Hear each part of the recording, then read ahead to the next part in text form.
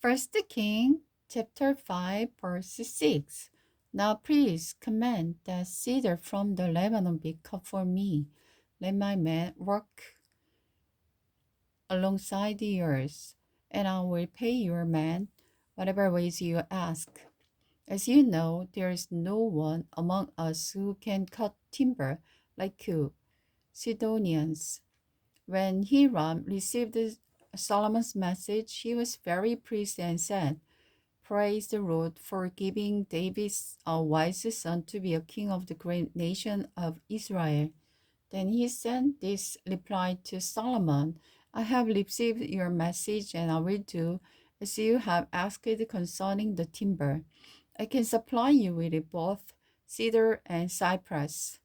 My servant will bring the log from the Lebanon mountains to the Midianite sea and build them into raft. We will float them along the coast to whatever place you choose. Then we will break the raft apart to deliver the timber to you. You can pay me with food and my household.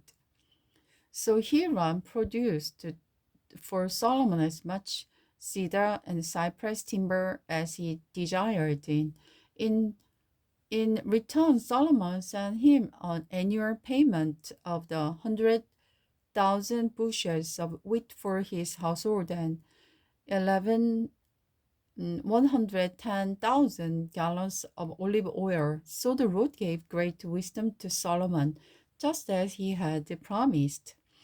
And Hiram and Solomon made a formal alliance of peace.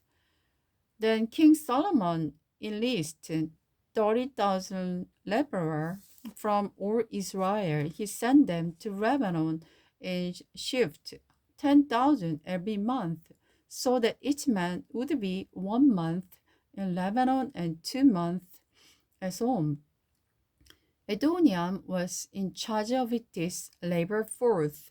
Solomon also enlisted 70,000 common laborer, 80,000 stone cutter in the hill country, and 3,600 foremen to supervise the work. At the king's command, the stone cutter quarries and the shape costly block of the stone for the foundation of the temple.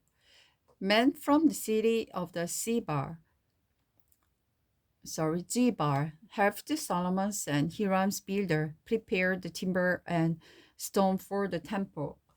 Solomon built the temple. It was in mid-spring during the 40 years of Solomon's reign that he began the construction of the temple of the Lord.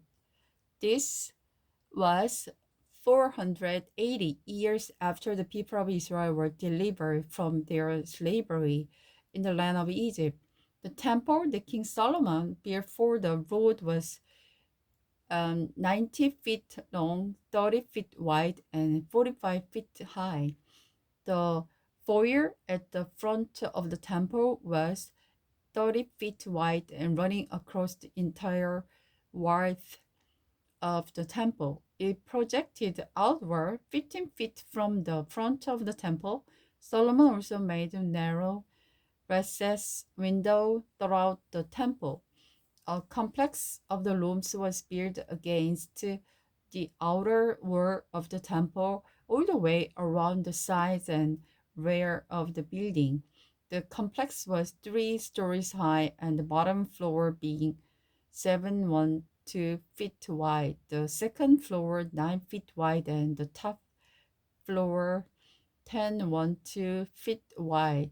The rooms were connected to the walls of the temple by beams resting on the ledges built out from the walls, so the beams were not inserted into the wall themselves. The stones used in the construction of the temple were refinished at the quarry.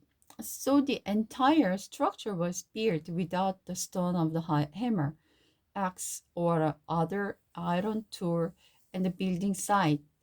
The entire entrance to the bottom floor was on the south side of temple. There were winding stairs going up the second floor and another flight of stair between the second and the third floor. After completing the temple structure, Solomon put in a ceiling made of the beam and a plank of cedar. As already stated, there was a complex of rooms on three sides of the building attached to the temple walls by cedar timber. Each story of the complex was 712 feet high. Then the Lord gave this message to Solomon concerning this temple you are building. If you will keep all my law and regulations and obey all my commands, I fulfill through you the promise I made you, your father David. I will live among the people of Israel, never forsake my people. The temple interior. So Solomon finished building the temple. The entire inside from floor to ceiling was paneled with wood. He paneled the wall and ceiling with cedar, and he used cypress for the floor. He petitioned off or inner sanctuary, the most holy place, at the far end of the temple. It was 30 feet deep and was paneled with the cedar from the floor of ceiling.